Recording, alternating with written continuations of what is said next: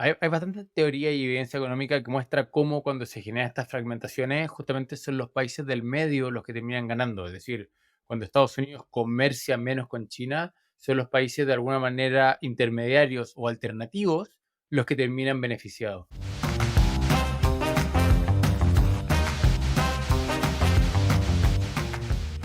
Hola, ¿cómo están? Bienvenidos a un nuevo capítulo de Emergente con Daniel San Martín. Yo soy Tomás Sánchez y estamos aquí conversando sobre cuáles son las noticias, los fenómenos que le están dando vuelta, que le están dando forma al mundo. Daniel, ¿cómo estás? Muy bien, Tomás. Esta semana creo que tenemos varias noticias optimistas, varias noticias que vemos cómo se puede, cómo el mundo no es un lugar tan oscuro, sino que hay esperanza. Es decir, no estamos hablando de la teoría de la conspiración o cosas demasiado elucubradas, sino que vamos a cosas que, de nuevo, podemos alegrarnos al respecto. Daniel, ¿con qué te gustaría partir hoy día? Yo quiero partir con una noticia que a mí, como te comentaba, Tomás, me llena de esperanza y tiene que ver con el cambio climático. Hemos comentado múltiples veces en este podcast el fenómeno, el gran desafío que tenemos como humanidad al cambio climático y lo difícil que es enfrentarlo. De hecho, hace algunos capítulos comentamos de que ya prácticamente no había esperanza de lograr esta misión de que la temperatura global no subiera más de 1,5 grados. Y ahora aparece una oportunidad y tiene que ver con una startup americana que lo que propone es capturar carbono desde la atmósfera y transformarlo en sólido y enterrarlo. Esto no es una idea nueva. La gracia que tiene esta ¿No? startup es que baja radicalmente el costo de hacerlo. Sí, porque de hecho yo había leído y había investigado, de hecho, varios startups similares, sobre todo habían un par en Suiza, y esta semana me tocó también, buscando sobre qué comentar esta semana, había visto un par de startups que estaban proponiendo lo mismo, algo que ya hemos comentado, que es poner paneles reflectantes en el espacio. Sí, hay varias ideas. Mira, la gracia de esta startup en particular, que es, como curiosidad, está apoyada por Bill Gates. Bill Gates la financió, la apoyó y ha hecho gran parte de las gestiones para que esta startup salga adelante, es que baja el costo de capturar carbono desde la atmósfera desde $600 por tonelada a solamente $100 por tonelada. O sea, es una baja, pero realmente espectacular en cuanto cuesta capturar carbono desde la atmósfera y por lo tanto hace que una tecnología que ya existía como tecnología ahora se vuelva económicamente viable. De hecho, es tan así que una gran compañía, American Airlines, ya firmó el primer contrato para capturar 10.000 toneladas de dióxido de carbono de aquí al año 2025. Entonces estamos viendo cómo realmente, ya no en el laboratorio, sino que en el mundo real hay tecnologías que nos permiten ya no solo emitir menos, que es lo que generalmente se trata de hacer, sino que ya capturar gases invernadero, en este caso dióxido de carbono, desde la atmósfera. Mira, es bien interesante porque la verdad es que se ha hablado mucho de cómo justamente la captura de carbono no es solamente un tema de necesidad climática, sino que también una oportunidad a la hora de generar nuevos procesos industriales, ¿cierto? El carbono y todos los derivados del petróleo de una u otra manera usan, valga la redundancia, carbono y por lo tanto se pueden utilizar. Hay desde temas que tienen que ver con generar materiales de construcción o con temas de poder hacer que se desarrollen ciertos fertilizantes. Entonces, es interesante pensar de que todo el proceso de captura puede terminar en algo más sofisticado, pero al mismo tiempo, sobre todo lo más importante, creo que lo que tú comentas de que el costo de captura es suficientemente bajo como para que una empresa como American Airlines esté dispuesto a comprar aquellos bonos y por lo tanto sean transables, porque históricamente los bonos de carbono, si bien han tenido precios muy, muy variados durante la última década, pasando de $10 hasta $100. Claro, nunca han estado sobre eso. De hecho, si no me equivoco, nunca han estado en $100. Pero ojo que esto no es un bono carbono, es decir, no es derecho para tú emitir. Esto es compra, se le paga a la empresa para que físicamente extraiga carbono físicamente de la atmósfera y lo que hace la empresa... Dime, Tomás. Sustituto, es decir, si bien no es lo mismo, compensa. Claro, no, no, no, exactamente. O sea, es una nueva alternativa para las empresas, pero al final para el planeta completo es mejor pagar por retirar carbono que por el derecho de tú emitir en vez de otro, que ya era obviamente Absolutamente. un gran avance. Ahora, lo interesante de esta tecnología es que el gran problema es que ya, primero era un tema económico y segundo es que qué se hace con ese carbono, porque si es que tú lo dejas, simplemente lo entierras en la tierra, lo compactas, ese carbono tiende, ya sea por procesos naturales o por accidente, a salirse y vuelve a liberarse a la atmósfera. Entonces acá el gran desafío es no solamente extraerlo, sino que dejarlo guardado de una manera segura y sostenible en la tierra. Y lo que hace esta empresa, de hecho, la propuesta es rodear se hacen bloques sólidos de carbono y se rodean con polímeros, una especie, para que se entienda, una especie de plástico y se entierran en la tierra. Y con eso ellos aseguran que durante 1000 años estos bloques están completamente aislados y por lo tanto no hay posibilidad de que ese carbono vuelva a liberarse a la atmósfera y ese era uno de los desafíos técnicos más importantes que aparentemente ha sido solucionado. No, está bueno eso, porque va encima, bueno, algo que no hemos comentado, pero estamos a puertas de la COP28, ¿cierto? Que será en Arabia Saudita este año. Y parte de lo que estaba leyendo yo al respecto es cuántas personas o movimientos, instituciones, como que cada día están un poquito más pesimistas, es decir, piensan de que efectivamente no se va a lograr el cap o el límite o el techo que nos estamos poniendo de 1,5 grados sobre el periodo preindustrial y por lo tanto, como personas están justamente eso, pensando en cosas un poquito más radicales, como hay una gran crítica hoy día en torno a todo el proceso de que sea en Arabia Saudita, un país petrolero, que si bien está haciendo muchas gestiones y está prometiendo alrededor de 230 billones de dólares en una serie de inversiones renovables, todo el mundo está hoy día como discutiendo de que, bueno, esa inversión, cuán amarrada viene de una u otra forma, algún otro proceso que termine beneficiando a Arabia Saudita por algún otro lado. Creo que estamos en un punto, no sé si la palabra es un punto de quiebre, pero sin duda en un minuto donde todo el mundo se está preguntando, bueno, ¿habrá que tal vez cambiar la estrategia? Tenemos que asumir de que no vamos a lograr frenar el cambio climático y tenemos que empezar a hablar de medidas de mitigación. Son tiempos curiosos, son tiempos donde creo que todo todavía está por decirse. Yo tengo esperanza. Yo no sé si vamos a lograr el 1,5. Efectivamente, múltiples organizaciones importantes, el panel incluso de las Naciones Unidas dijo, no lo vamos a lograr, estamos condenados a superar eso.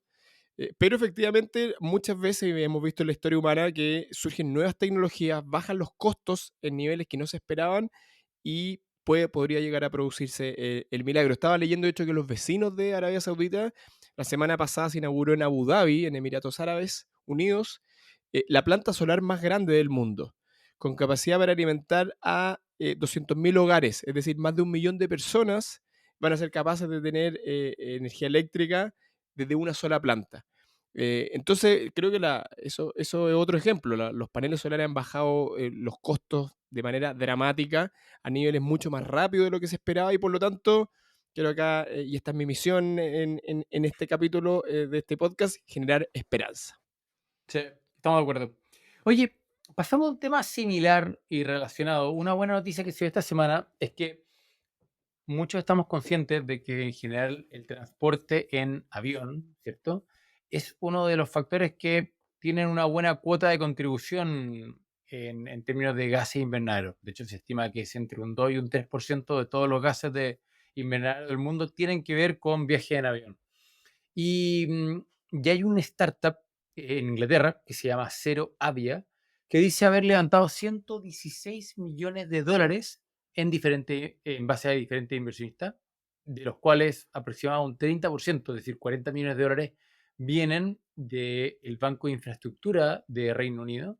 Y dentro de sus 5 mayores inversionistas está también, quien tú mencionaste antes, Bill Gates.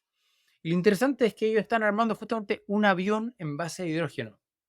Y por lo tanto, cuando pensamos en hidrógeno verde, pensamos en un combustible que efectivamente es ridículamente perfecto, en el sentido de que es capaz de generar toda la energía que necesitamos, pero sin generar nada de carbono. Es un combustible que, como creo que lo hemos conversado en otros capítulos, hace sentido porque tiene una gran densidad energética que para algunos casos de uso, como es el transporte aeronáutico, las baterías son demasiado pesadas para funcionar, pero el hidrógeno tiene esa densidad energética y nada, creo que son buenas noticias cuando vemos una startup que tiene 100 millones de dólares en la mano para poder desarrollar eh, nada, la aviación en base a hidrógeno. Sí, lo que mencionas me hace reflexionar dos puntos. El primero y probablemente el más importante es invitar a la gente que nos está escuchando a revisar capítulos pasados. Hemos hablado en detalle de varios temas, hemos hablado de por qué es tan complicado hacer aviones eléctricos, densidad de energía, hemos hablado de manera muy detallada de cuáles son los grandes desafíos del cambio climático, entonces los invitamos a revisar los capítulos pasados y indagar más en detalle si quieren. Y lo segundo tiene que ver con que hay que asegurarse, hay que siempre recordar que la manera en que se produce la energía es tan importante como el funcionamiento in situ. Entonces, efectivamente en los aviones y en cualquier motor, el hidrógeno no produce emisiones y por lo tanto es una tecnología completamente limpia. Pero para que efectivamente a nivel global tenga sentido el sistema, tiene que ser cierto que la producción de hidrógeno se hace de manera limpia.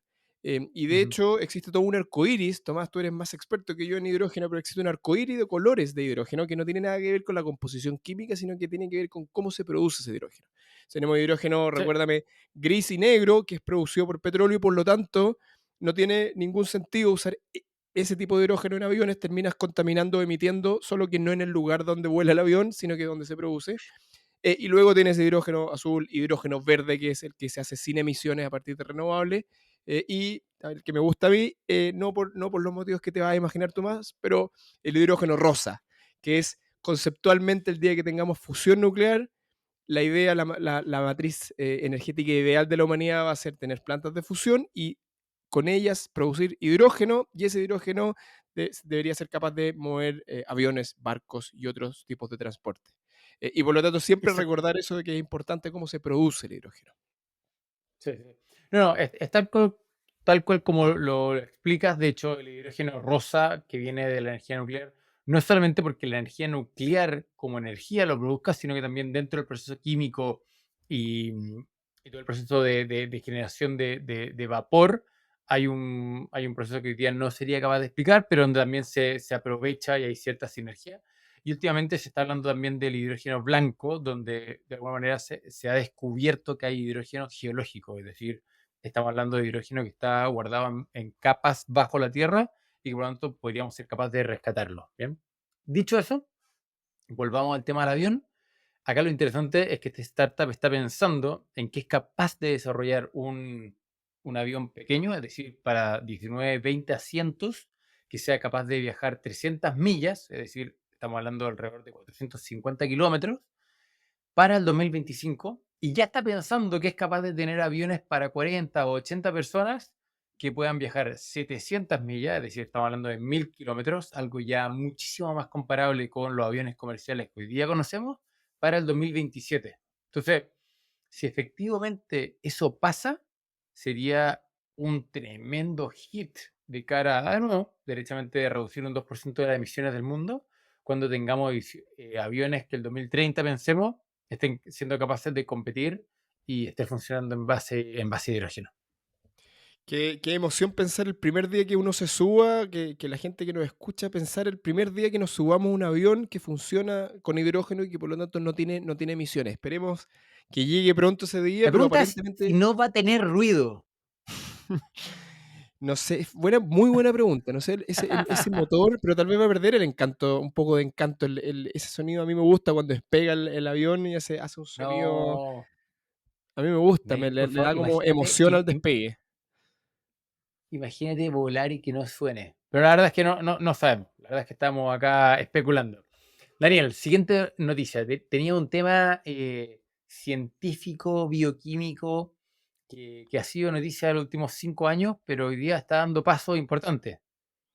Sí, y otra noticia que tiene que ver con la esperanza. Nosotros también en algún momento lo hemos comentado. Hace varios años, el 2012, se descubrió una manera de hacer edición genética, es decir, de cambiar la secuencia genética de las células de una manera mucho más barata de lo que se sabía antes y de manera mucho más efectiva y rápida, que es la metodología, por un acrónimo, CRISPR-Cas9. Sin entrar en demasiados detalles, esto conceptualmente la ciencia ya lo había probado el 2012. De hecho, se había primero sugerido como posibilidad, como técnica el 2005. El 2012 se desarrolla en el laboratorio, se hace por primera vez. Y la noticia, y por qué lo traemos hoy día, es porque esta semana se aprobó en Reino Unido, por primera vez en la historia humana, el uso de esta técnica ya en pacientes reales, finales, no pruebas, sino que se va a utilizar en el primer paciente. Es decir, va a haber un paciente humano que se le va a hacer terapia genética, es decir, se le van a cambiar la secuencia genética de alguna de sus células utilizando esta técnica. Y esto para mí es bonito porque muestra cómo claramente cómo la ciencia avanza y la ciencia pasa de lo conceptual primero a lo experimental y de lo experimental posteriormente ya a la realidad, a afectar vida humana, a impactar positivamente. Y por lo tanto nos llena de esperanza de que este método nos permita hacer tratamientos genéticos de manera más barata y más efectiva. Lo que es importante es explicar lo que significa por barato, ¿cierto? Lo que explica Daniel es que este método CRISP, antes cuando alguien quería hacer cualquier tipo de modificación genética, ya sea porque estaba generando un nuevo fármaco o porque estaba manipulando células madre o lo que fuese, era un proceso muy complejo, muy costoso, donde se necesitaba mucho equipo, ¿bien? Y la gracia de este procedimiento es que de alguna manera cualquier científico con un laboratorio relativamente simple es capaz de realizar este procedimiento. Y por lo tanto se hace excesivamente accesible para un montón nuevo, de científicos que están simplemente probando nuevas cosas. Y por lo tanto, cuando Reino Unido le da la luz verde para poder emprender o poder investigar o poder desarrollar em, prácticas, por decirlo así, con humanos, la verdad es que lo que no está solamente diciendo de que hay una persona o un científico o un laboratorio que va a poder hacer cosas, sino que efectivamente se abre un campo, perdón, muy, muy interesante que más de uno va a poder tener reparos, pero es un paso importante en la humanidad. De hecho, la otra gracia, aparte de ser barato y práctico, es que permite mucha mayor precisión. Entonces, literalmente es una especie de tijeras bioquímicas que tú puedes decir, quiero de tal gen a tal gen, de tal base a tal base de la secuencia, lo corto, lo saco e inserto una secuencia nueva. Y esto abre posibilidades extraordinarias. De hecho, una gran polémica el año 2018 porque en China ya se usó esta técnica. No se sabe bien hasta qué punto el gobierno había realmente aprobado o no, por eso no me siento tan seguro de decir que esta es la primera vez que está aprobada la técnica por los gobiernos, al menos en Occidente sí. Y lo que se hizo en esa época se modificó embriones y por lo tanto había una modificación intencional, de manera sistemática, de cambiar la secuencia genética de seres humanos antes de nacer y por lo tanto cambiar identidad y fenotipo de seres humanos que estaban por nacer y generó mucha polémica, muchas críticas a Mm. nivel ético alrededor del mundo y por lo tanto es una técnica que no está exenta de eh, dudas, conflictos éticos y otros. Sí.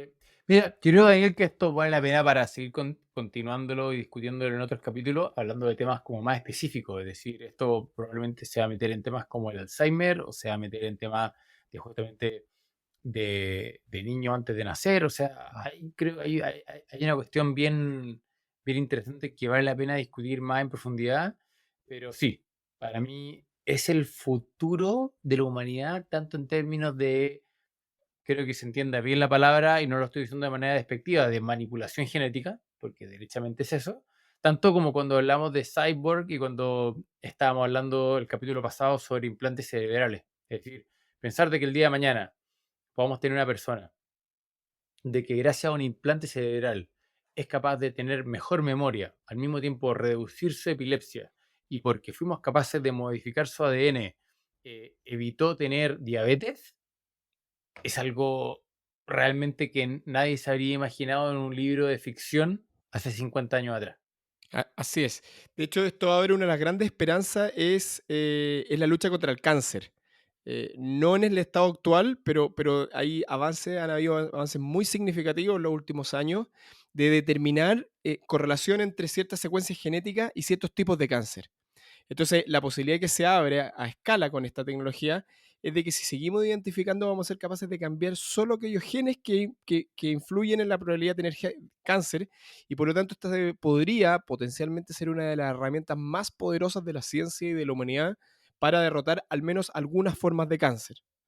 Así que No, grandes posibilidades impresionante. se abren, Tomás. Una vez más, la esperanza está con nosotros. Me encanta como Daniel es lo más optimista que hay. Acá nunca hay distopia, siempre todas las cosas, aunque los malos de las películas pueden aprovechar esta tecnología, siempre va a ser usado para el bien mundial y para la paz mundial. Tal vez un mecanismo de defensa frente a estos tiempos que estamos viviendo. Es una esperanza empedernida, un optimismo radical. No, pero esa es la energía que que quiero transmitir en este podcast, hoy al menos. Oye, Daniel, bueno, volvamos a Latinoamérica, ¿te parece? Es decir, Daniel hoy día está sentado de vuelta en Chile. Yo hoy día los azares del destino me tienen sentado en Zúrich, en Suiza. Pero volvamos a hablar de México, ¿te parece? Gran país, gran país. Me tocó trabajar la semana pasada con un equipo de empresarios. Un gran saludo a nuestros amigos mexicanos, un país maravilloso. Literalmente un gran país, tanto en términos de territorio como población, como tamaño de la economía.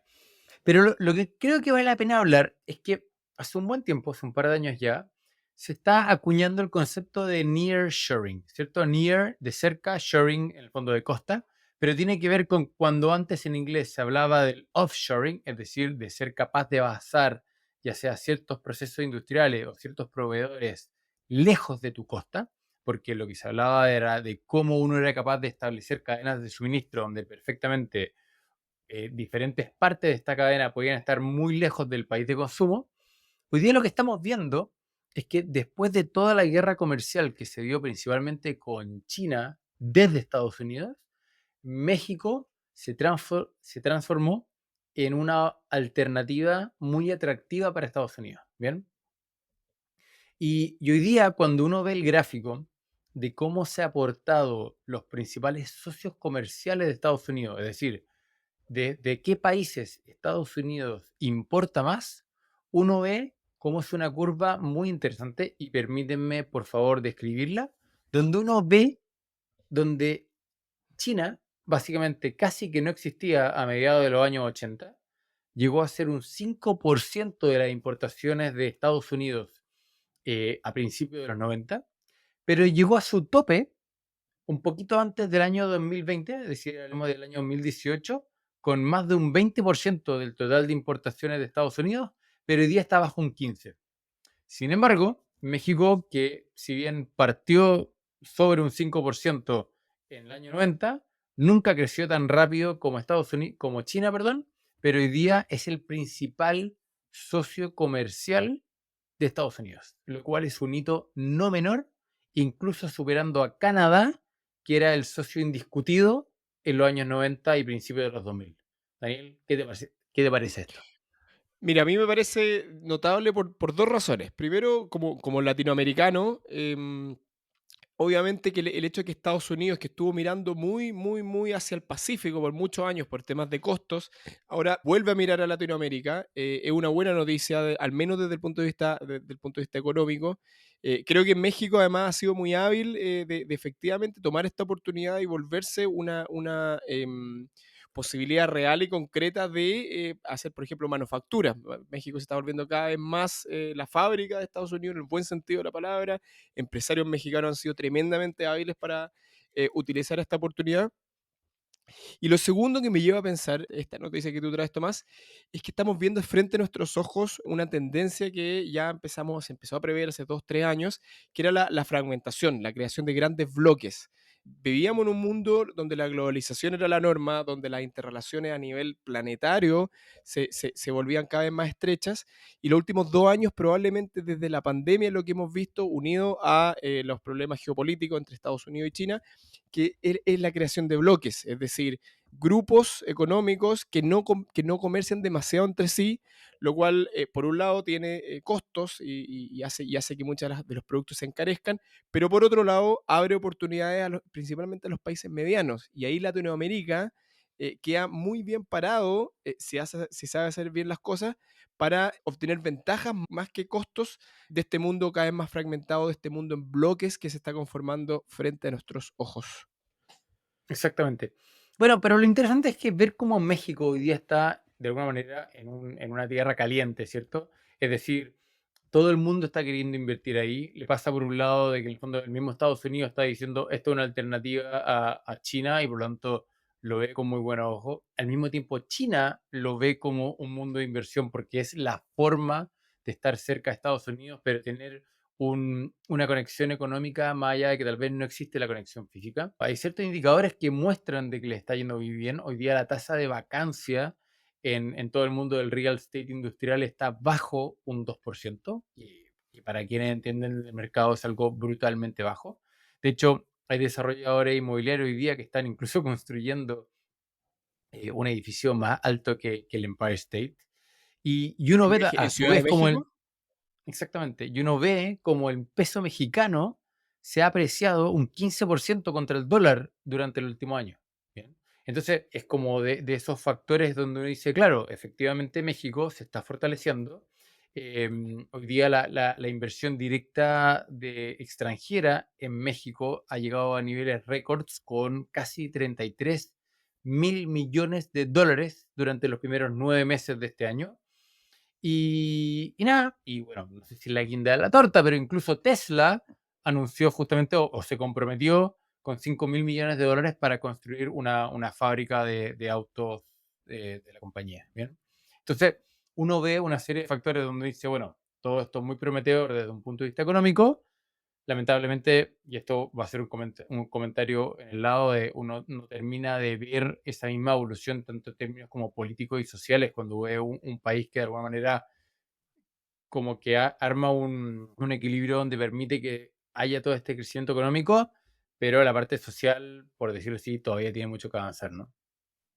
Sí, pero una vez más voy a recurrir a la palabra del día, esperanza, con ingresos económicos, con este espectacular boom que estamos viendo de México, que personalmente de verdad me alegra mucho. Eso también le permite ojalá, efectivamente, que el Estado mexicano se fortalezca, y pueda solucionar México alguno efectivamente de los problemas que ha llevado, que ha estado acarreando en los últimos años o décadas. Así que ojalá todo esto sea para bien. Creo que tener esta posibilidad y estar aprovechándola como lo está haciendo México nos sirve además de ejemplo, creo yo, para el resto de Latinoamérica, para ver cómo somos hábiles para entender lo que está ocurriendo, las grandes tendencias a nivel global, y esto es una invitación a toda la gente que nos escucha, estar muy atento a los cambios a nivel global, en este caso la fragmentación, y ver cómo en el día a día, en nuestro trabajo, somos capaces de aprovechar estos grandes cambios. Sí. Dos comentarios para ir cerrando. Bueno, hay bastante teoría y evidencia económica que muestra cómo cuando se generan estas fragmentaciones, justamente son los países del medio los que terminan ganando. Es decir, cuando Estados Unidos comercia menos con China, son los países de alguna manera intermediarios o alternativos los que terminan beneficiados. ¿Bien? Y por otro lado, creo que el punto que más de una vez hemos hecho en este podcast, de justamente la tremenda oportunidad que tiene Latinoamérica, tanto con China como con Estados Unidos. Y bueno, tenemos que aprovechar, es decir, si efectivamente México es capaz de capitalizar toda la oportunidad que tiene, estando en el mismo uso horario, compartiendo tantos miles de kilómetros de frontera y estando a simplemente 1 hora de viaje de los principales polos económicos, bueno, ojalá eso de una otra manera chorree para el resto de Latinoamérica, aprendamos formas de hacer negocios con economías que están más desarrolladas. Y bueno, creo que una tremenda oportunidad para la región, Daniel. Así es, así que muy un capítulo optimista. Vamos a tener que hacer otro capítulo más oscuro, tal vez, Tomás, en alguna de este año para compensar. Pero muy interesante las noticias. Invitamos de nuevo a la gente que nos está escuchando, estimadas, estimados, a primero suscribirse, nos ayudan muchísimo a recomendar este podcast, donde lo que intentamos hacer es tratar de tener una altura de miras en revisar los temas, tratar de ir a entender en profundidad cuáles son los grandes cambios que está sufriendo el mundo y cómo eso a los latinoaméricos nos impacta. Así que toda la ayuda ahí en ayudarnos a repartir, a expandir este mensaje, se agradece. y también invitarlos, como yo les decía antes, a revisar capítulos pasados, que creo que hemos entrado bastante en profundidad en algunos temas bien interesantes. Exactamente. Bueno, todos absolutamente invitados a comentarnos qué les parece. Coméntenos sobre esto. ¿Piensan ustedes de que México está en la senda correcta o no? ¿Debería aliarse más cerca de China, más cerca de Estados Unidos? Y nada, esperamos sus comentarios, esperamos sus recomendaciones. Un abrazo muy grande a todos y nos estamos escuchando la próxima semana. Un abrazo a todas y todos. Muchas gracias.